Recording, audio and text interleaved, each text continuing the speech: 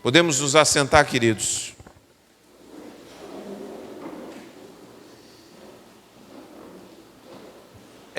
Um feliz Dia dos Pais para todos os papais que estão aqui. E eu celebro esse dia porque como é bom ser pai, né? É bom ser pai. Eu tenho 3 filhos. Mas eu acho que eu herdei algo do meu avô. Meu avô teve 15, meu avô paterno. Que eu gostaria de ter 15. Gostaria de ter muitos mais. Mas a gente sabe que é um outro tempo. A coisa linda, né? Um atrás do outro, chegando. Um cuidando do outro já. Porque o mais velho vai cuidando do mais novo. Aquela confusão toda, aquela mesa grande, é uma maravilha, é muito bom. E a gente teve um tempo tão emocionante hoje de manhã, os filhos vão fazendo aquele carinho, que é tão gostoso também a gente receber. Então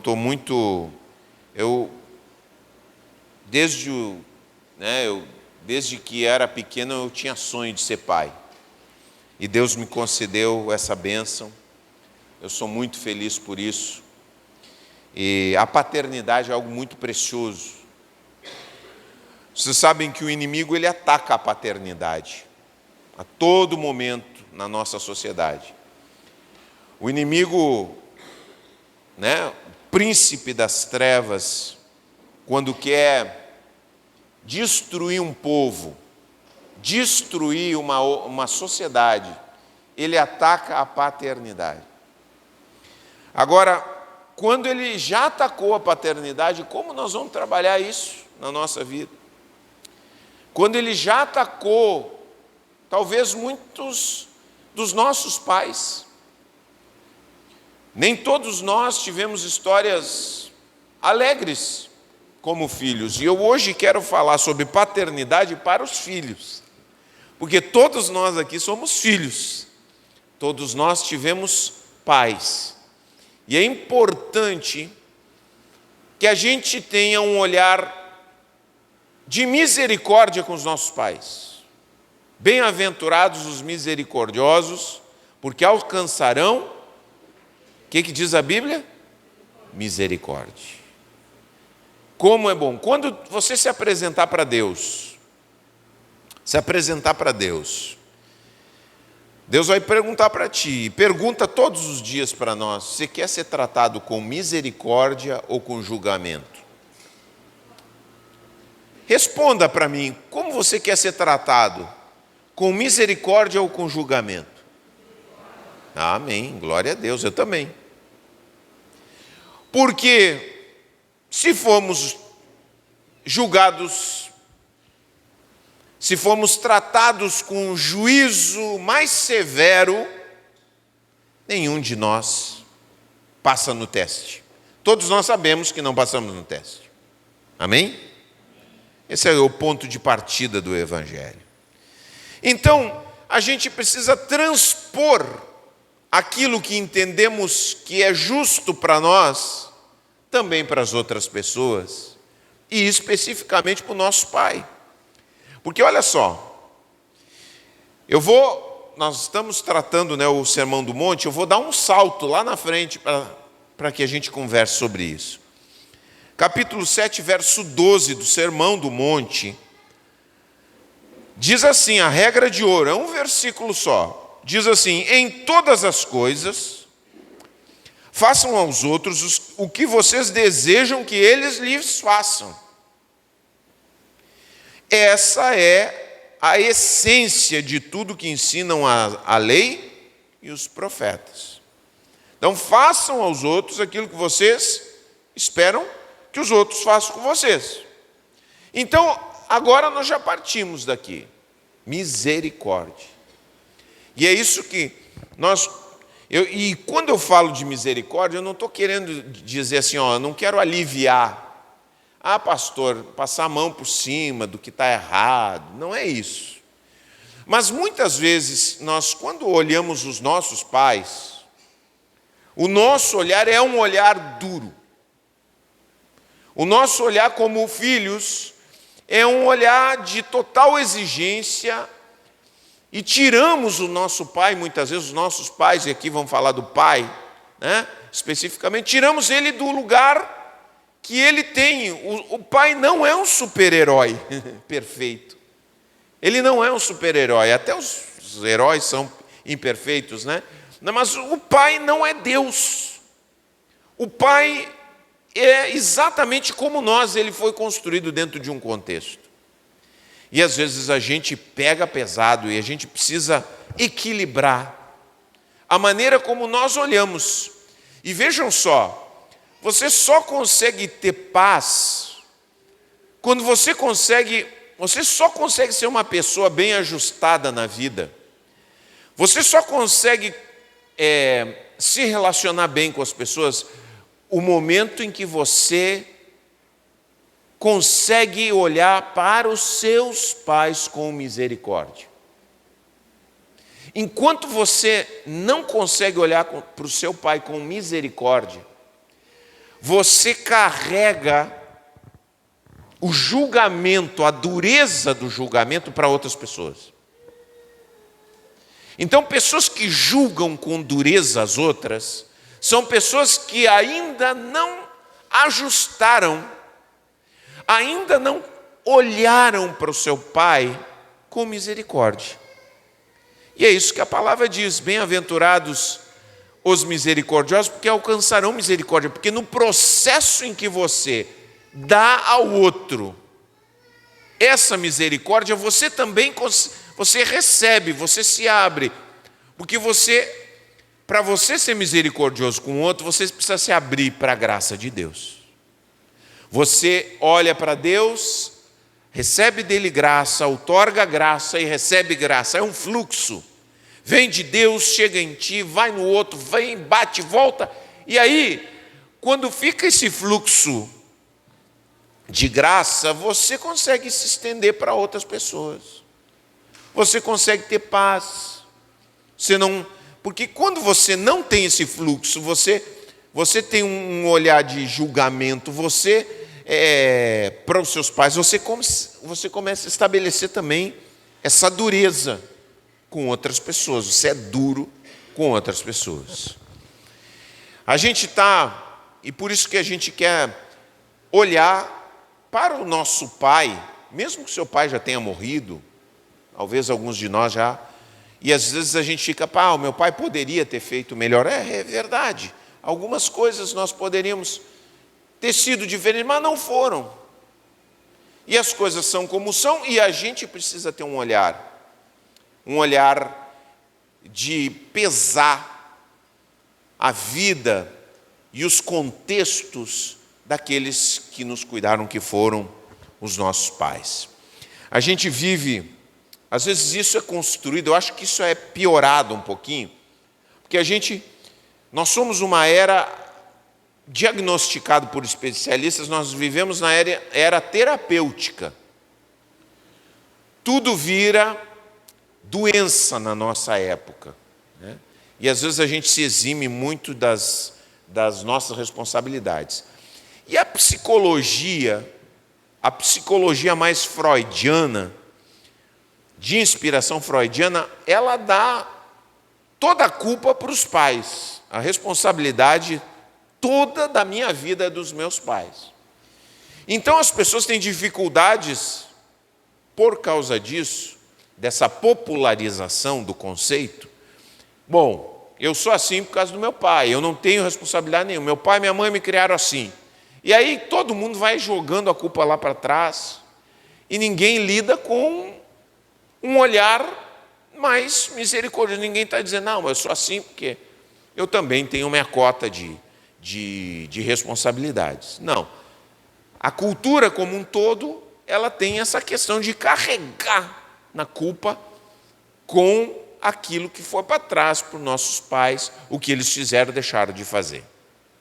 Mas só que não é assim, as coisas não são tão simples, a vida é mais complexa. E aí a gente precisa equilibrar. A gente vive numa era, e eu acho que isso também acrescentou, nós estamos agora, nesse momento atual, nós vivemos uma era de especialistas. Então a gente acaba olhando, com esse olhar dos especialistas, a gente olha para trás também.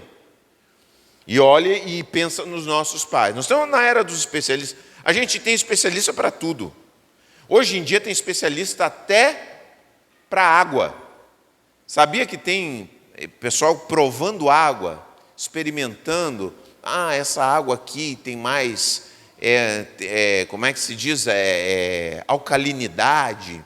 Essa água aqui é mais mineralizada. E tal. Tem os provadores, os gourmets de água. Assim como tem de tudo que a gente puder imaginar hoje em dia, tem especialista.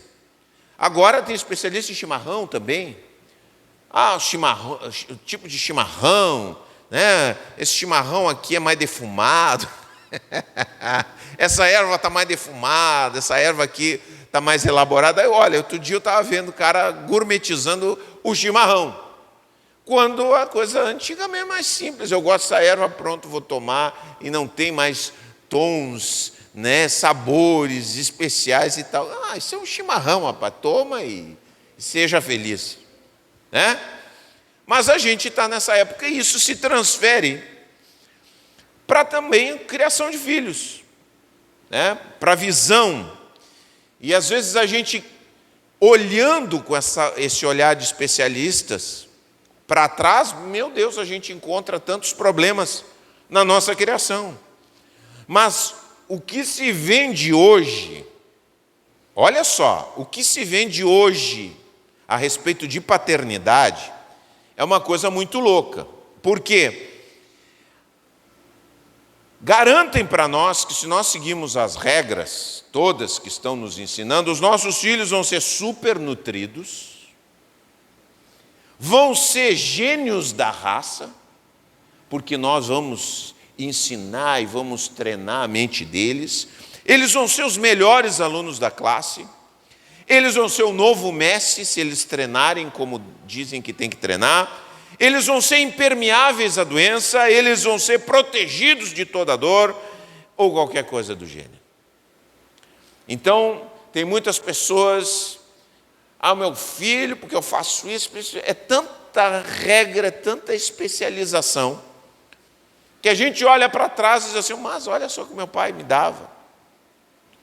Me dava banana para comer, me dava, não sei, arroz com feijão, agora tinha que ter mais outros nutrientes e tal. E a gente tem esse olhar, mas a gente precisa resgatar em nós esse olhar equilibrado para o passado, para o que foi, para que a gente possa ter paz, não somente com a nossa história, mas também com os nossos filhos, aqueles de nós que somos pais e que precisamos tratar com os nossos filhos. Então eu quero compartilhar com vocês nessa noite algumas verdades que nós precisamos encarar, que às vezes a gente esquece a respeito da paternidade e que nós precisamos ter em conta olhando para trás, para tudo que passou em relação aos nossos pais. Bom, primeira verdade que eu quero compartilhar com vocês aqui. Um homem que assume paternidade no nosso tempo, ou especialmente em outros tempos também, é um vencedor. Porque a nossa sociedade passada, que edificou tudo o que nós temos hoje, é uma sociedade que ela não preparou as pessoas para serem pais. Nenhum de nós recebeu qualquer tipo de preparo para ser pai. Aqueles que vieram antes de nós simplesmente tiveram filhos e tiveram que encarar. O que eles tinham de opção é: eu assumo esse filho ou eu não assumo esse filho. E a maioria de nós que estamos aqui tivemos pais que assumiram seus filhos. Talvez nem todos, talvez alguns de nós tenhamos dores, mas a maioria de nós tivemos pais que decidiram assumir a bronca. E não é fácil. E que bom que a gente pudesse olhar. Eu via muitos defeitos no meu pai. Via muitos defeitos, mas hoje eu celebro aquilo que ele fez. Ele esteve, ele vivenciou suas dores, ele teve seus problemas, ele teve suas lutas, ele teve questões não resolvidas, mas ele permaneceu em casa. Ele não nos abandonou. E nós temos que celebrar isso. Ah, pastor, mas isso é muito pouco. Nós temos que entender que viemos de um outro tempo. E quando tivemos um pai que esteve, nós precisamos olhar para ele como alguém que tomou uma decisão que nem todos tomam e permaneceu uma presença dentro de casa. Então, olhar para isso é olhar de uma forma um pouco diferente, porque a gente exige com um olhar de hoje, com aquilo que nós sabemos, com aquilo que nós aprendemos, mas o pai que está lá no passado não recebeu o treinamento, não recebeu o entendimento que nós recebemos hoje, temos entendimento, às vezes sentamos na igreja, temos vários cursos, ouvimos e tudo mais. A gente precisa olhar com mais misericórdia para aquilo que passou. Nós não somos preparados, a geração que passou não foi preparada para cuidar de crianças, não recebeu qualquer conhecimento, tudo foi no achômetro e na boa vontade. Sabe quando imagina você, qualquer um de nós, imagina você ter que exercer uma função de alta responsabilidade sem receber nenhum treinamento para isso. Bueno, toma um ser humano, cuida. Vamos ver o que tu vai fazer. Dá um jeito, dá o teu jeito, o que tu vai fazer? E aquela criança chorando, tendo dor de barriga, sendo mal criada, teimando. Que é isso, ser humano, todo ser humano é assim. E a gente não sabe o que fazer, não tem nenhuma orientação. E é esse olhar que a gente precisa olhar para trás. Que aqueles que assumiram a paternidade foram vencedores. Esse ativo precioso de assumir responsabilidade, eles tiveram.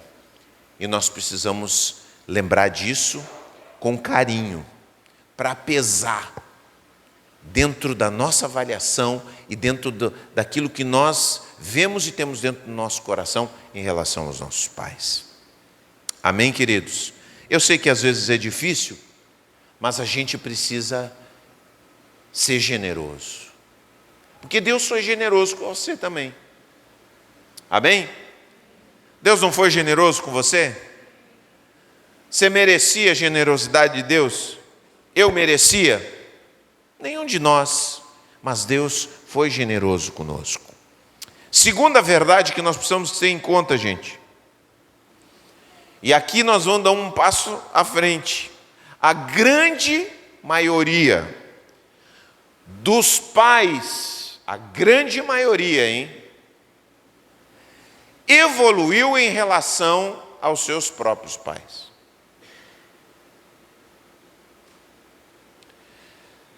Às vezes eu olho aquelas histórias, que eu gosto de ver histórias assim, dentro da... Quando eu pego o YouTube lá, para me divertir um pouquinho, às vezes a gente pega aquelas histórias do pessoal que começou, sempre penso nas pessoas que começaram as nossas cidades. Às vezes... Outra vez eu estava olhando a história daquelas pessoas que começaram, todo mundo aqui gosta de ir em Gramado. Quem é que já foi em Gramado aí? Quem é que já viajou a Gramado? A maioria das pessoas já viajou a Gramado, né? Agora temos nosso congresso, já vou fazer um merchandising, viu? Congresso em Gramado. Mas todos nós gostamos de Gramado. Mas vocês já não pensaram assim, como é que essa gente subiu essa serra, quebrando pedra, abrindo caminho e fizeram essa cidade tão bonita? Haja trabalho. E aí a gente olha, e você olha 3 gerações atrás da sua família, para você entender, há 3 gerações, pensa assim, 3 gerações atrás, que fica lá do seu bisavô, tá? Bisavô, avô, pai. Lá do seu bisavô trabalhava para sobreviver. Vitória na família é que o filho não morresse. Entendeu? O filho sobrevivia, era vitória. Então aí, gordo, reluzente, essa era a grande vitória da família. Sobrevivência. Era o que tinha, é dar comida, encher a barriga de comida. Tanto é que o meu pai tinha um ditado, isso já vinha da cabeça do pai dele. O meu pai dizia assim, qualquer coisa que a gente comentar, dizia assim, pelo menos eu morro de barriga cheia. Isso aí é um ditado de quem ouviu de alguém que vivia para sobreviver. Entendeu? Depois disso, a geração que veio depois disse assim, nós temos que dar educação para essa gente. Não basta ter a barriga cheia, tem que estudar, meu filho, tem que estudar, meu filho. Estudar, não pode ser analfabeto. Esse aí é o verso do meu pai. Não pode ser analfabeto. Meu pai estudou até a 5ª série. Minha mãe também, 4ª, 5ª série. Tem que estudar. Já os avós já diziam, tem que estudar, tem que estudar, tem que estudar. Aí chegou, estudaram, aprenderam a ler. A maioria das pessoas na nossa sociedade aprenderam a ler. Aí a próxima geração já não basta estudar. O que tem que fazer? Hein? Faculdade tem que fazer. Não basta aí botar não, tem que fazer uma faculdade. Tem que fazer uma faculdade, se formar, tem que ter o diploma. Tem gente até que faz faculdade só porque tem que fazer faculdade. Nem usa. Tem gente que aposenta o diploma, vai lá, faz a festa, tal, depois vai fazer outra coisa. Mas tem que se formar. Entendeu? Então você percebe que os nossos pais, a maioria dos nossos pais, foram evoluindo. E nós muitas vezes olhamos para os nossos pais, aqueles que tiveram pais mais brutos. Mas você imagina uma pessoa que está lutando para sobreviver, gente. Uma pessoa que está preocupada em colocar comida dentro de casa, que está preocupado em manter aquela família grande. Ele não tem inteligência emocional para dialogar, nunca aprendeu a dialogar. O negócio é baixar a cabeça e trabalhar. E muitas vezes nós estamos olhando aqui, no século 21, que tem terapia. Gente, nossos pais nunca fizeram terapia, os nossos pais nunca tiveram entendimento de uma série de coisas. E nós às vezes estamos projetando o que temos aqui para lá. E isso faz com que a gente tenha um julgamento deles duro. Poderia ser diferente? Olha, em muitos casos é difícil. E a gente tem que entender a história dos nossos pais. Ouça, você ouviu a história dos seus pais? Você conhece a história do seu pai? Conhece bem as dificuldades que ele passou? Porque isso é uma coisa reveladora. É uma das coisas mais reveladoras. Porque quando entendemos tudo, conseguimos com mais facilidade liberar perdão para aquelas coisas que aconteceram. Muitas vezes nós não conseguimos filtrar, gente, todos os nossos traumas, todas as nossas dores que tivemos no relacionamento com os nossos pais. A gente sempre passa alguma coisa para os nossos filhos também. E assim como eles passam para nós. Eu gostaria de não passar nada de ruim para os meus filhos. Mas eu sei que por mais que eu fiz esforço, tem muitas coisas de mim que foram para eles. Coisas que não estavam resolvidas e que acabaram passando para eles. Às vezes nós temos medos, carregamos medos, que vieram lá de trás, você passa aquele medo, né? Para o filho não tem como filtrar tudo, mas o certo é que quando nós olhamos, os nossos pais evoluíram em relação aos seus próprios pais. Eu espero, e às vezes a gente diz para os nossos filhos dizem para nós, eu disse isso para o meu pai, quando eu for pai eu vou fazer diferente. E a minha mãe dizia para mim, Deus te abençoe, meu filho, que tu possa fazer diferente e melhor.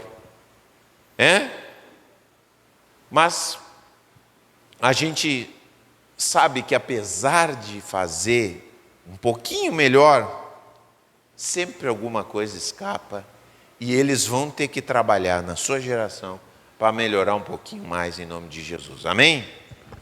É esse olhar que a gente precisa ter. Terceira coisa que eu quero compartilhar com vocês. E isso tira um fardo daqueles que são pais hoje, tá? Não se preocupe na era dos especialistas, os pais de agora, os pais agora, os pais novinhos em folha. Não se preocupe em ser um pai perfeito, você não vai ser. Te disseram todas as receitas, vai chegar um momento que você assim, não grita com seu filho. Quantos ouviram essa recomendação? Hein? Não grita com seu filho. Eu estou dizendo para os pais novinhos aí. Só que vai ter uma hora que seu filho vai te tirar tanto da paciência, sai daí! Não. Nunca. Eu mesmo, eu li. Você nunca pode disciplinar o seu filho com raiva. Ai, meu Deus. Ô, Jesus, nunca consegui. Não disciplinar com raiva. Você fica indignado, não faz isso, não tema. Você vai dizer, eu consegui, glória a Deus. Você é um santo. Mais evoluído. Mas a gente não consegue, não é fácil. Mas o que pega realmente na vida, não é nós sermos pais perfeitos, o grande impacto, o maior impacto, presta atenção.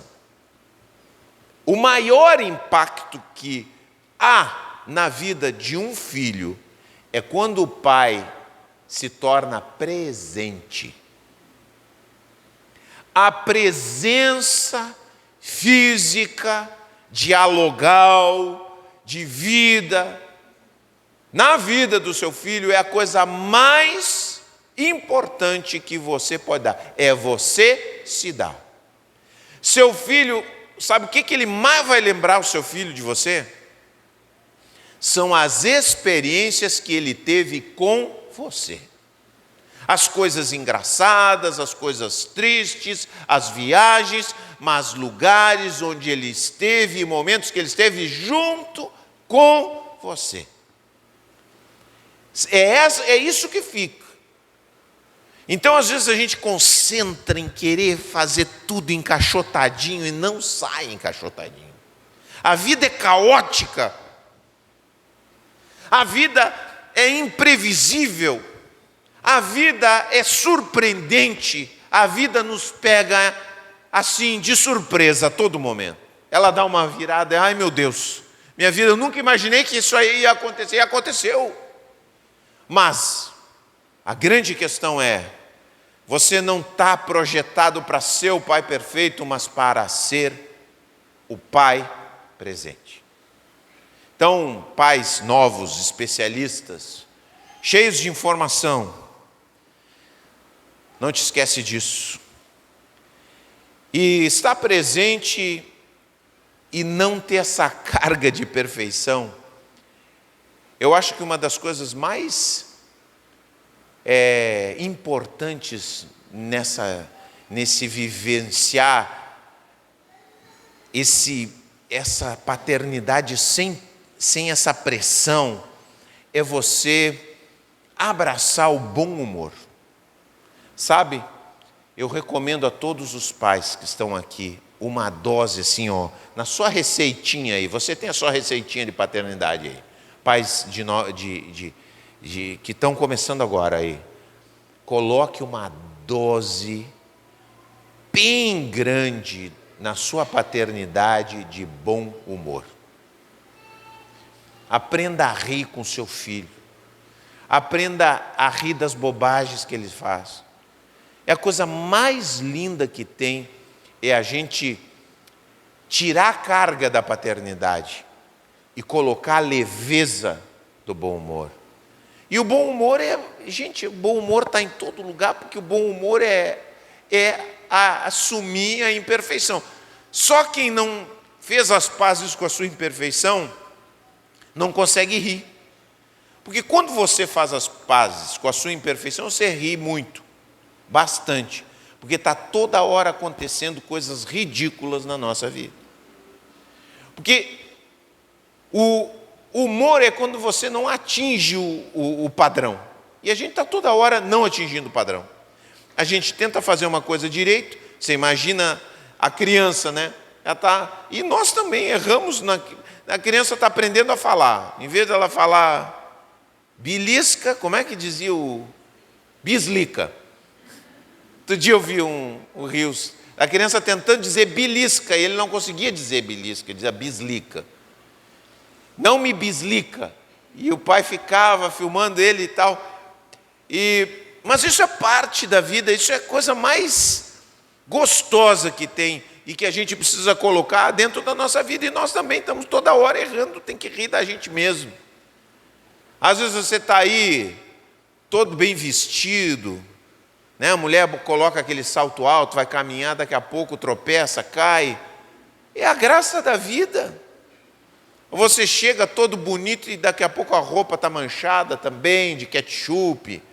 O cara vem com, aquela pinta toda e aquele mancha de ketchup aqui na frente. É isso que nós somos. E é essa maneira que a gente precisa encarar também lá dentro de casa, para tirar os fardos das perfeições que muitas vezes nós estamos carregados dentro do nosso coração.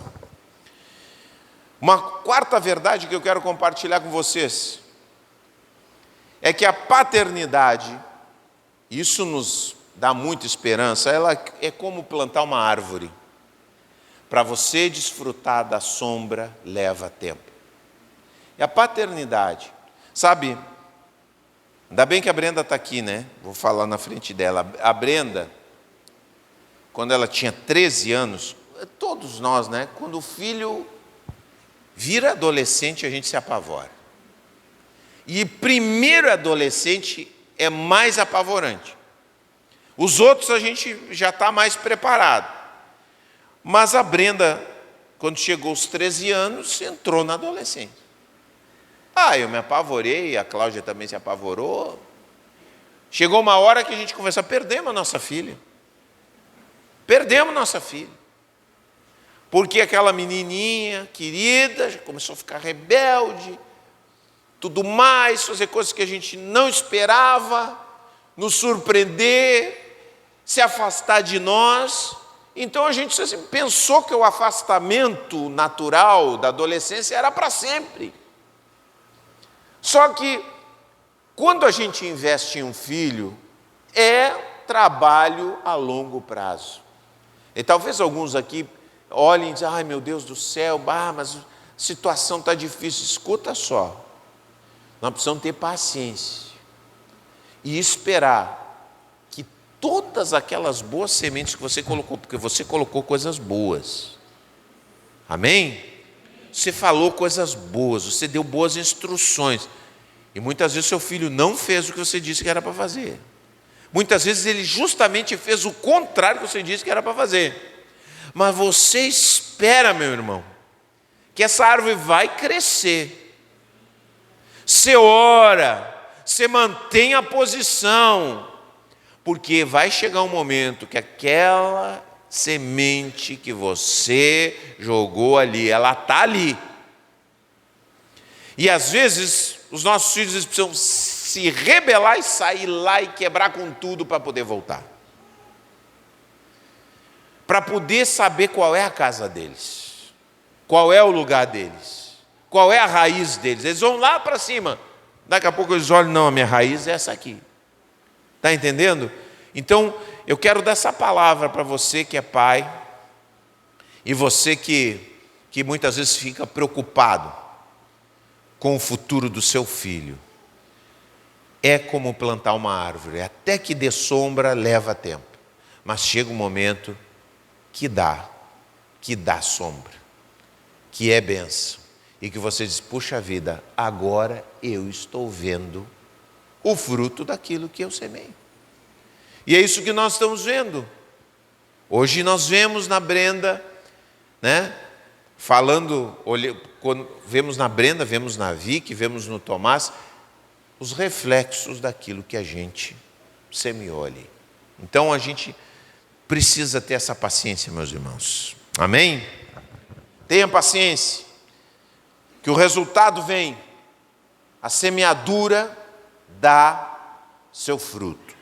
E por último, gente, também conectado com aquilo que a gente tem falado, priorize, e isso aí isso aqui é uma leveza para você, priorize o relacionamento em lugar da performance. Muitos de nós chegamos e dizemos assim, o meu filho jamais vai fazer tal coisa. Ou o meu filho vai fazer tal e tal coisa. A gente escreve planos para o futuro dos nossos filhos. Não faça isso. Porque a pior coisa que tem é a gente planificar o futuro de outra pessoa. Nós temos que planejar o nosso futuro, mas o futuro dos nossos filhos, eles é que vão escrever. E nós não temos controle sobre isso. E às vezes a gente até desvia eles do lugar, porque a gente quer impor o nosso plano. Nós entramos em rota de conflito, muitas vezes nós entramos em rota de conflito desnecessária, quando nós queremos que os nossos filhos façam os nossos planos. Haveria mais paz dentro de casa se a gente desse liberdade para os nossos filhos descobrirem e fazerem aquilo que desejam fazer da sua vida. E às vezes nós tentamos impor coisas, nós tentamos encaixotar os nossos filhos. Não, ele vai ser tal coisa, ele vai seguir o meu caminho. Meu filho vai ser pastor. Minha filha vai ser pastora também. Imagina, eu já vi pais fazendo esse tipo de coisa. E muitas vezes causa uma frustração para o filho, causa um caos, uma dissensão, uma briga constante, porque nós estamos tentando impor algo que não se pode impor para outro ser humano. Não conseguimos determinar. E precisamos ter paz com isso, em nome de Jesus. Isso vai trazer para nós uma paternidade mais leve, e é isso que a gente quer ter, uma paternidade mais leve. A gente quer olhar para os nossos filhos com leveza e também olhar para os nossos pais com leveza, porque nós fomos olhados com leveza.